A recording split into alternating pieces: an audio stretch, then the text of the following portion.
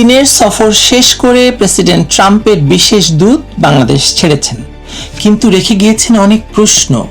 মানুষ এখন সেসবের উত্তর খুঁজছেন, কিন্তু এসব প্রশ্নের উত্তর পাওয়ার আগে বাংলাদেশে ঘটে গেছে আরো বড় ঘটনা। কিন্তু প্রশ্নগুলো কি?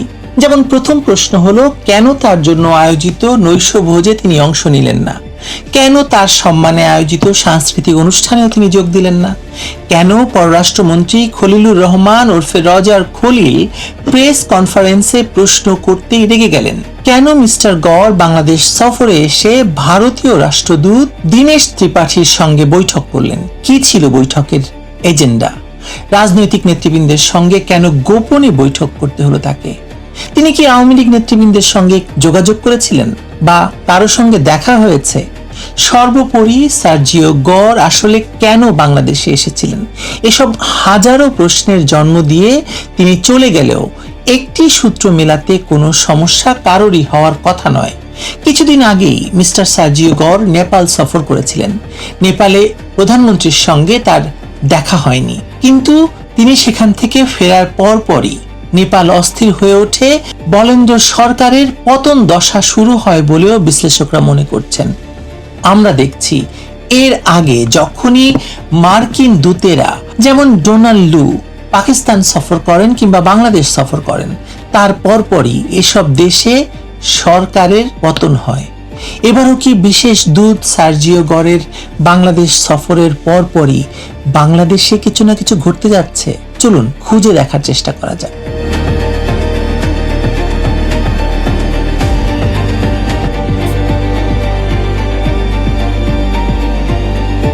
সার্জিও গড় বাংলাদেশ ছাড়লেন, আর সেদিন রাতেই সারা দেশে পুলিশের উপর সম্ভাব্য নাশকতার আশঙ্কায় সর্বোচ্চ সতর্কতা জারি হলো। পুলিশ সদর দপ্তর বলছে, উগ্রবাদী সংগঠন কিংবা দুষ্কৃতকারীরা পুলিশের জিপ, পিকআপ, বাস সহ বিভিন্ন যানবাহনে হামলা চালাতে পারে, এমন গোয়েন্দা তথ্য পাওয়া গেছে। তাই শুধু ঢাকায় নয়, দেশের সব মহানগর, রেঞ্জ, জেলা এবং ইউনিটকে জরুরি নির্দেশ দেওয়া হয়েছে। প্রশ্ন হলো, এই আশঙ্কা তৈরি হলো ঠিক কখন? সার্জিও গড় ঢাকায় থাকা অবস্থায় কেন নয়? ঢাকায় থাকা অবস্থায় তিনি আমেরিকানদের জন্য নিরাপত্তা 3 স্তর থেকে 2-এ নামিয়ে আনলেন, অথবা 2 থেকে 3-এ নামালেন। তার মানে বাংলাদেশকে তিনি নিরাপত্তার সার্টিফিকেট দিয়ে গেছেন। আর তার বিমান বাংলাদেশ ছাড়ার কয়েক ঘন্টার মধ্যেই কেন গোয়েন্দা তথ্য এত গুরুতর হয়ে উঠল? কেউ যেন আবার মনে করবেন না যে আমি বলছি সার্জিও গড় নিজ হাতে নাশকতার পরিকল্পনা লিখে দিয়ে গেছেন। এমন কোনো প্রমাণ আমার হাতে নেই, কিন্তু রাজনীতি এবং কূটনীতিতে সব প্রশ্ন আদালতের এজাহারের মতো প্রত্যক্ষ প্রমাণ দিয়ে শুরু হয় না। কখনো কখনো সময়ের মিল, ঘটনার ধারাবাহিকতা এবং সংশ্লিষ্ট পক্ষগুলোর অস্বাভাবিক নীরবতাই প্রশ্ন তৈরির জন্য যথেষ্ট। আর সেই প্রশ্নের উত্তর দেওয়ার দায়িত্ব আসলে কার? সরকারের।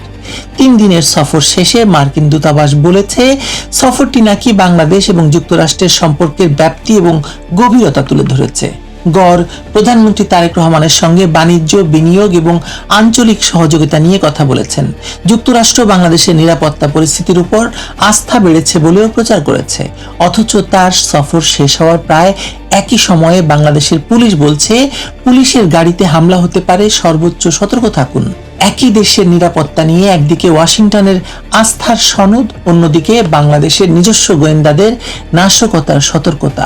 দুটো একসঙ্গে সত্য হলে বোঝা যায় প্রকাশ্য কূটনৈতিক ভাষা আর ভেতরের বাস্তবতা তো এক নয়। Something is very fishy. মাছের গন্ধ পাওয়া যাচ্ছে। মাছ নয়, পচা মাছের গন্ধ পাওয়া যাচ্ছে। এখানেই নেপালের ঘটনাটি মনে করতে হয়। গত মে মাসে সার্জিও গড় নেপাল সফরে গিয়েছিলেন। মার্কিন পক্ষ থেকে বারবার অনুরোধ করা হলেও প্রধানমন্ত্রী বলেন্দ্র শাহ তার সঙ্গে দেখা করেননি। গড় পররাষ্ট্রমন্ত্রী, অর্থমন্ত্রী এবং অন্য রাজনৈতিক পক্ষগুলোর সঙ্গে বৈঠক করে সফরকে অত্যন্ত ফলপ্রসূ বলে চলে এসেছিলেন। তারপর কি হলো? প্রথমে জেএনজি কর্মীদের বিক্ষোভ, পুলিশের বিরুদ্ধে ক্ষোভ, ভূমিহীনদের উচ্ছেদ নিয়ে প্রতিবাদ এবং এক তরুণের আত্মাহুতির ঘটনাকে কেন্দ্র করে সরকারের বিরুদ্ধে অসন্তোষ ছড়িয়ে পড়ল। পরে মধেশ অঞ্চলে বা মধেশীয় অঞ্চলে ধর্মীয় পতাকা এবং উচ্চ শব্দের সঙ্গীত নিয়ে সংঘর্ষ থেকে পরিস্থিতি আরো ভয়াবহ হলো। পুলিশের গুলিতে মানুষ মারা গেল, একাধিক জেলায় কারফিউ জারি হলো এবং প্রধানমন্ত্রী বালেন্দ্র শাহকে নিজের রাজনৈতিক ঘাঁটিতেই তীব্র প্রতিরোধের মুখে বা প্রতিবাদের মুখে পড়তে হলো। তার বিরুদ্ধে অভিযোগ উঠল তিনি সময় মতো কথা বলেননি, রাজনৈতিক নেতৃত্ব না দিয়ে কেবল পুলিশ দিয়ে সংকট সামলাতে চেয়েছেন। এখানেও সরল অঙ্কে বলা যাবে না গড় নেপালে গেলেই অস্থিরতা হলো। নেপালের ক্ষোভের নিজস্ব সামাজিক, অর্থনৈতিক এবং রাজনৈতিক কারণ ছিল, কিন্তু এটুকু তো বলা যায় যে মার্কিন বিশেষ দূত এমন একটি সরকারের ভেতরের দুর্বলতা যাচাই করে গেলেন যে সরকারের অস্থিরতা কয়েক সপ্তাহের মধ্যেই প্রকাশ্যে বিস্ফারিত হলো। তিনি সরকার প্রধানের সঙ্গে দেখা করতে না পারলেও বিরোধী এবং বিকল্প রাজনৈতিক শক্তির সঙ্গে কথা বলেছেন। এরপরই সরকারের বিরুদ্ধে বহুস্তরীয় অসন্তোষ সংগঠিত রূপ নিতে শুরু করলো। ঘটনাটি অত্যন্ত সতর্ক হওয়ার মতো, অন্তত বাংলাদেশের জন্য। এবার আসি ডোনাল্ড লু এবং পাকিস্তান প্রসঙ্গে। ডোনাল্ড লু এর মর্যাদাও কিন্তু প্রায় একই রকম ছিল। এখানে একটি তথ্য ঠিক করে বলা প্রয়োজন। ডোনাল্ড লু ইমরান খান সরকারের পতনের ঠিক আগে পাকিস্তানে গিয়ে সরকার পতনের নির্দেশ দিয়েছিলেন এমন প্রমাণিত তথ্য নেই, কিন্তু কথা বাতাসে ভেসেছে। বরং 2022 সালের 7ই মার্চ ওয়াশিংটনে পাকিস্তানের তৎকালীন রাষ্ট্রদূত আসাদ মজিদের সঙ্গে লুর বৈঠক হয়েছিল। সেই বৈঠকের ভিত্তিতে ইসলামাবাদে একটি গোপন কূটনৈতিক বার্তা পাঠানো হয়। পাকিস্তানি পক্ষের দাবি ছিল বৈঠকে ইমরান খানের রাশিয়া সফর এবং পররাষ্ট্রনীতি নিয়ে অত্যন্ত কঠোর ভাষায় অসন্তোষ জানানো হয়েছিল এবং অনাস্থা প্রস্তাবে তিনি টিকে গেলে সম্পর্কের উপর প্রভাব পড়বে এমন ইঙ্গিত দেওয়া হয়েছিল। যুক্তরাষ্ট্র এই অভিযোগ অস্বীকার করেছে, কিন্তু এটাও সত্য ওই বার্তা পাঠানোর একদিন পরই ইমরান খানের বিরুদ্ধে অনাস্থা প্রস্তাব জমা পড়ে এবং 1 মাসের মধ্যে তার সরকার পড়ে যায়। অর্থাৎ অভিযোগটি আদালতে প্রমাণিত ষড়যন্ত্র নয়, কিন্তু রাজনৈতিক ইতিহাসে ঘটনাক্রমটি থেকে গেছে। সবাই এটা বলে। ইমরান খান রাশিয়ার সঙ্গে ঘনিষ্ঠতা বাড়ালেন, যুক্তরাষ্ট্রের অসন্তোষ প্রকাশ পেল, পাকিস্তানি রাষ্ট্রদূতের সঙ্গে ডোনাল্ড লুর কঠিন বৈঠক হলো, এরপর অনাস্থা প্রস্তাব এবং ইমরান সরকারের পতন। ঠিক একইভাবে বাংলাদেশে তারেক রহমান প্রথম বড় বিদেশ সফরে চীন গেলেন। বেইজিং এর সঙ্গে বন্দর, বিনিয়োগ, করিডোর এবং সামরিক সহযোগিতার আলোচনা হলো। এরপর ট্রাম্পের বিশেষ দূত হঠাৎ ঢাকা এলেন। তিনি প্রকাশ্য বৈঠকের পাশাপাশি ভারতীয় হাইকমিশনার এবং অঘোষিত রাজনৈতিক পক্ষগুলোর সঙ্গে কথা বললেন। চলে যাওয়ার পরপরই পুলিশকে সম্ভাব্য উগ্রবাদী হামলার আশঙ্কায় সারা দেশে সতর্কতা জারি করা হলো। বাংলাদেশে একাধিক জায়গায় গত 3-4 দিন ধরে বোমা পাওয়া যাচ্ছে। মেলে ব্যাপারটা? এই ধারাবাহিকতা কি নিছক কাকতাল বলতে পারেন আপনি, কিন্তু এত কাকতাল এক জায়গায় জমা হলে প্রশ্ন করাটা তো অপরাধ নয় আমার, তাই না? পুলিশ সদর দপ্তরের নির্দেশনাটি সাধারণ আইন শৃঙ্খলা সতর্কতা নয়। এতে বিশেষভাবে পুলিশি যানবাহনকে লক্ষ্য করে হামলার কথা বলা হয়েছে। কোনো গাড়ি চালক বা দায়িত্বপ্রাপ্ত সদস্য ছাড়া রাখা যাবে না গাড়ি। থানা এবং পুলিশ লাইনে রাখা গাড়ির নিরাপত্তা বাড়াতে হবে। সন্দেহজনক ব্যক্তি এবং বস্তু শনাক্ত করতে হবে। এ ধরনের নির্দিষ্ট নির্দেশ তখনই আসে যখন গোয়েন্দা তথ্য নির্দিষ্ট হয়। তাহলে সেই তথ্যটি কি? কোনো উগ্রবাদী সংগঠন? তারা কোথায় সক্রিয়? তাদের লক্ষ্য কেন পুলিশ? তারা কি 2024 সালের মতো আবারও পুলিশকে আক্রমণ করে রাষ্ট্রকে অচল করার পরিকল্পনা করছে? আমাদের ভুলে গেলে চলবে না, এই মুহূর্তে জুলাই সন্ত্রাসীদের সংগঠন এনসিপি সারা বাংলাদেশে বিভিন্ন জায়গায় সভা করে বেড়াচ্ছে। সংঘর্ষের খবর আসছে, সবাই সংঘর্ষ দেখছে, সরকার এসবে কিছুই বলছে না। এই যে এতক্ষণ ধরে প্রশ্নগুলো করলাম, তার সঙ্গে মিল হয় পরিস্থিতির? সবচেয়ে বড় ভয়টা তো এখানেই। 2024 সালে নির্বাচিত সরকার উৎখাতের প্রথম ধাপ ছিল পুলিশকে টার্গেট করা, থানায় হামলা, পুলিশ হত্যা, অস্ত্র লুট, কারাগার ভাঙা। এসবকে তখন বিপ্লবের নামে বৈধতা দেওয়া হয়েছিল। জুলাই সন্ত্রাসীরা জানে যে বাংলাদেশে রাষ্ট্রীয় কর্তৃত্ব ভাঙতে হলে আগে পুলিশকে ভাঙতে হয়। আজ যদি আবার পুলিশি গাড়িতে হামলার গোয়েন্দা তথ্য আসে, তাহলে সরকারের উচিত শুধু গাড়ি পাহারা দেওয়া নয়, কারা এই নতুন নাশকতার পরিকল্পনা করছে তা জনগণকে জানানো। নাকি সরকার নিজেই জানে যে তাদের তৈরি রাজনৈতিক বন্দোবস্তের ভেতরেই আসলে বিস্ফোরক জমে আছে? এনসিপি হতাশ, যে কোনো সময় সরকার ফেলে দেবে। বিএনপিকে আওয়ামী লীগের পরিণতি বরণ করতে হবে বলে সারাক্ষণ হুমকি দিয়ে যাচ্ছে। জামায়াত আরও ক্ষমতা চায়। বিএনপির ভেতরে পদ এবং আধিপত্যের লড়াই চলছে। দেশের ভেতর চাঁদাবাজি ভয়াবহ অবস্থায় গিয়ে দাঁড়িয়েছে। আর আওয়ামী লীগের নামে তো খুন করা যায়।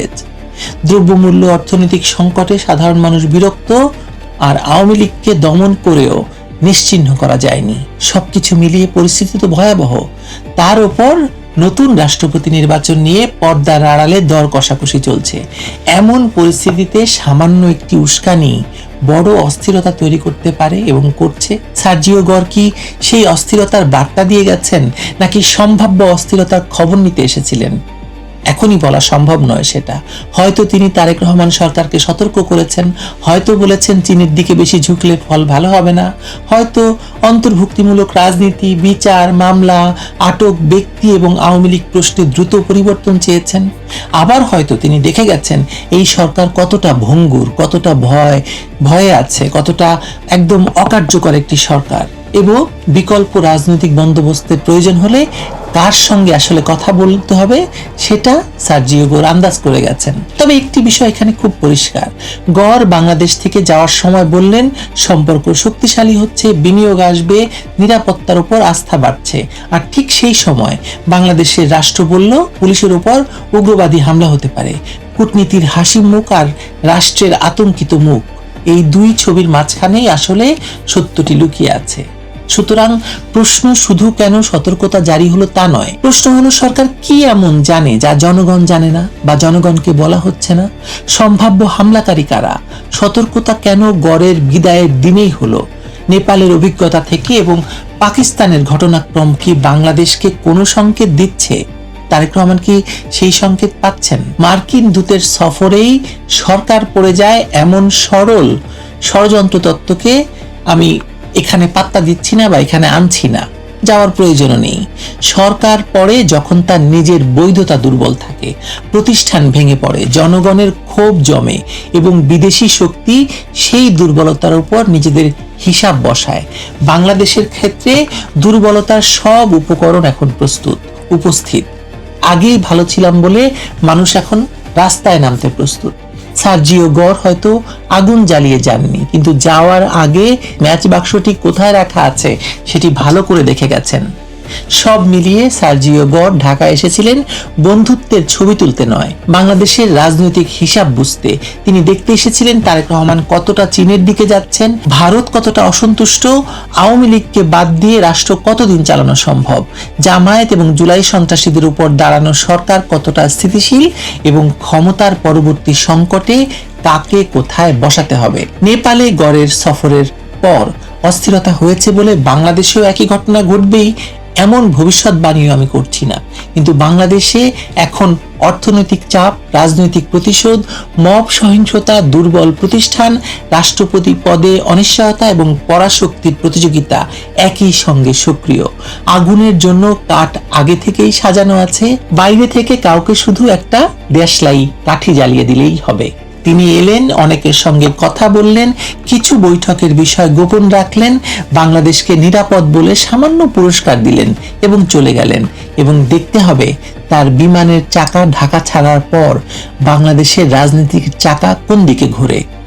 ইতিমধ্যেই সতর্কতা জারি হয়েছে, কারণ মার্কিন দূতেরা যখন খুব আনন্দিত হন, দক্ষিণ এশিয়ার সরকারগুলোর তখন একটু কষ্ট পাওয়ার প্রস্তুতি রাখাই ভালো। তারেক রহমানের সেই প্রস্তুতি আছে তো? ভালো থাকবেন সবাই।